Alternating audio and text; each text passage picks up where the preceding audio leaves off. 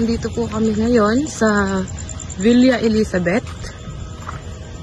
At ito po ay located sa Talaw-Talaw, dito sa Lucena City.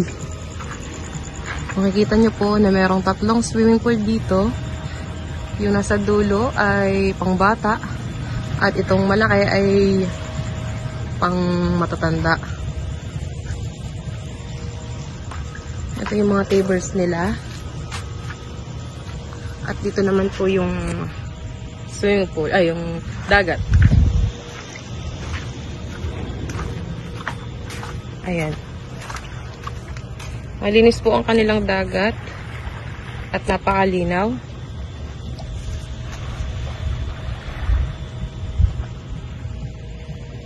Ito po yung kanilang talunan. Tuwing gabi, nataas ang tubig.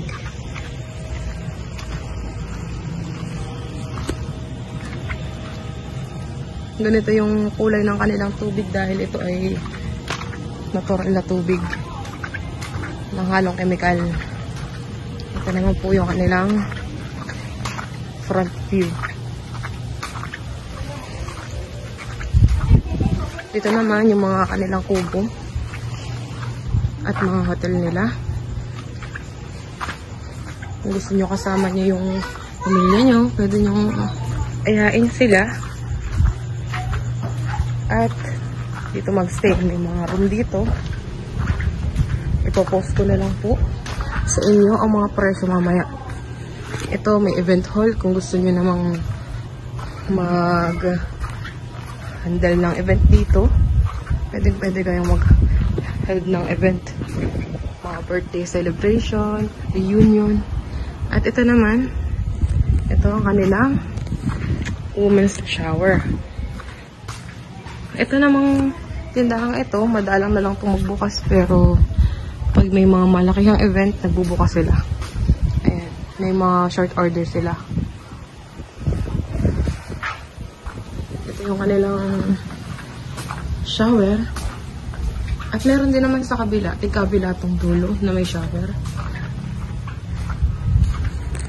Ito yung kanilang mga aesthetic na hotel at kubo. Ayan. Napakaganda ng hotel dito.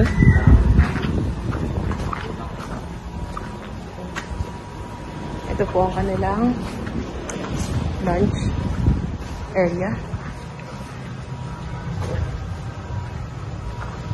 Dito sila tumatanggap ng mga bisita. Pwede din naman mag-picture taking. Maganda ang kanilang mga furniture. Ayan. May video ka rin.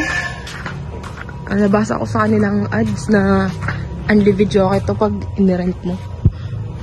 I mean, pwede nyo nang i-rent hanggang magdamag. Kailan yung gustong umalis. Ito yung kanilang mga magandang furniture. Ito pa.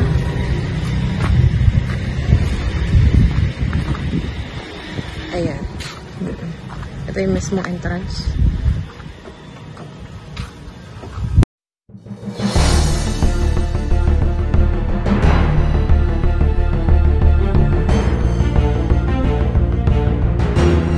Pwede nyo nang i-rent hanggang magdamag.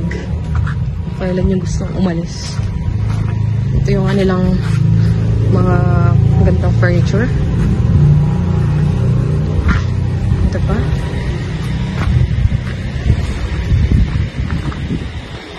Ayan. Ito yung mismong entrance.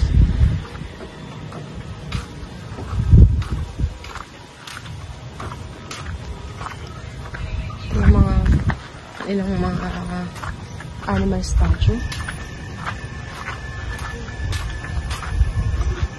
Dito yung mga magagandang hotel dito. Yan. Kung gusto nyo mag-stay, umaabot siya ng 3,000 pataas. Pinakamura is 3,000. Pero kung makaka-discount ka, nakaka-discount ka ng mga 2,500. Pwede mo silang tawaran. Lalo na kung madami naman kayo. Or Talagang kailangan. Yan. Madali naman kausap ang mga tao dito. At talagang mababait. Isa akong nakausap dito at sobrang bait niya. At talagang tinulungan kami sa paghahanap ng room. Ayan o, may maganda ditong picturean. At nadaling ko naman kayo sa swimming pool. Ayan.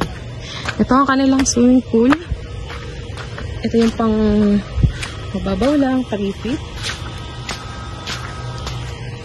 Ganito ang kulay ng tubig nila according sa mga tiles na kulay nila. Ito blue. Tiles nila blue. Ito green. Tiles nila green. Ito medyo white. Kasi yung tiles nila white. At kita nyo yun. Ito. Ang gamit nila dyan, natural water. Walang halong chemical. Maganda dito at payapa kasi hindi puntahin ng mga tao. Kasi malayo to sa syudad. At napakalawak ng area. Yan. Gusto nyo mag-held ng program dito, pwede.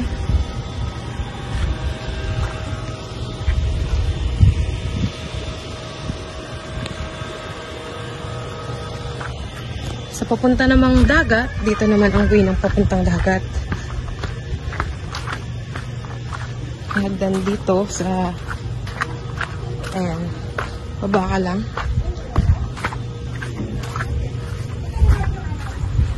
Kita mga kanilang tables dito. Pwede kayong kumain habang kisini. At hindi naman kami charge pagkakain lang. Ito, may daan dito. At ayan na ang dagat. Hindi ko na siya masyadong matatake kung video dun kasi babasahin pa ako. And yung kanilang sand, hindi siya sobrang masakit sa paa. Para siyang pulbo. Parang pulbo ang texture ng kanyang sand. Sobrang lambot. Pero yun nga lang, medyo black siya. Pero mas maganda naman siyang tapakan compare sa ibang mga sand. Nakita niyo yung tubig dyan. Malinaw at kasi nga lang, medyo maalat. Pero maganda dyan mag-swimming. Ayan. Halos ata kami lang ang tao dito. At saka may nagsabi na isang pamilyang ito yan. Yan yung isang pamilya na nag-rent. Sobrang unti lang ng tao. Ngayon wala nag-swimming kasi mas prefer nila na swimming ng ang day tour lang. Sa entrance fee, 150 ata sa adult. Tapos, 120 naman pag bata. Ito yung kabuuan ng lugar. Ito yung aming tent. Ito kami nagtayo. Pero sabi nung may-ari, pwede kang magtayo dyan kung saan-saan. Ayan. Napakalawak ng lugar. At napakatayapa. Yan lang po. Follow nyo po ang papa ko, which is si Manus Vlog. Thank you for watching.